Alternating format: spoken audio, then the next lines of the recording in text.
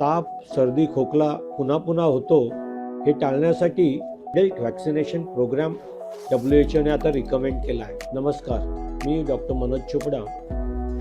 आज सकाळी राऊंडला असताना 70 वर्षाच्या तरुणींना मी भेटलो. त्यांनी मला एक प्रश्न विचारला, डॉक्टर, वर्षातनं 4 ते 5 वेळा मी आजारी पडते, ताप खोकला होतो आणि एकदा किंवा दोनदा तरी मला ॲडमिट व्हावं लागतं, पण मी हे टाळू शकते का? त्यांना मी म्हटलो की आपण हे नक्कीच टाळू शकतो.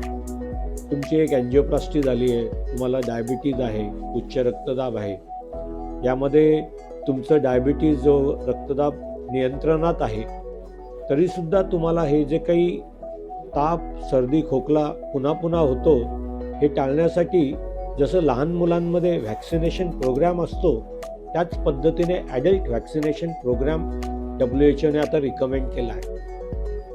ह्या व्हॅक्सिनेशनमध्ये फ्लू वॅक्सिन, कोविड वॅक्सिन व त्याबरोबरीने न्यूमोकोकल वॅक्सिन, त्याचे प्रेव्हनार 13 आणि प्रेव्हनार 23 असे 2 वॅक्सिन त्याच्यात आहेत.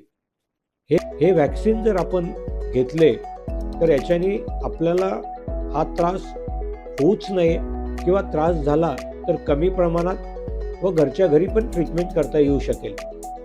फ्लू व कोविड वॅक्सिन दरवर्षी, न्यूमोकोकल वॅक्सिन पहिला डोस आणि दुसऱ्या डोसमध्ये 3 ते 6 महिन्याचं अंतर, न्यूमोकोकल वॅक्सिन दर 5 वर्षांनी घ्यावं लागणार आहे किंवा काही लोकांमध्ये आयुष्यातनं एकदा घेतलं तरी चालू शकतं. तर हा ॲडल्ट व्हॅक्सिनेशन प्रोग्राम जर आपण आज घेतला आणि आज जर तुम्ही मला विचारलं की डॉक्टर, हृदयविकाराचा झटका, पक्षवाताचा झटका किंवा कोविडमध्ये ज्या पद्धतीने फुफ्फुसातील रक्ताच्या गुठळ्या, हृदयविकाराचा किंवा पक्षवाताचा झटका आपण बघितला, त्याच्यामध्ये इन्फ्लमेशन शरीरामध्ये 10 तयार होणे, ज्यात मागच्या वर्षाचा जर आढावा घेतला तर 50% रुग्ण त्यांना कुठेतरी व्हायरल इन्फेक्शन किंवा काहीतरी खोकला किंवा त्यांना जो काही त्रास झाला त्याच्यानंतर शरीरामध्ये 10 निर्माण झाला आणि त्याच्यामुळे हृदयविकाराचा झटका आला.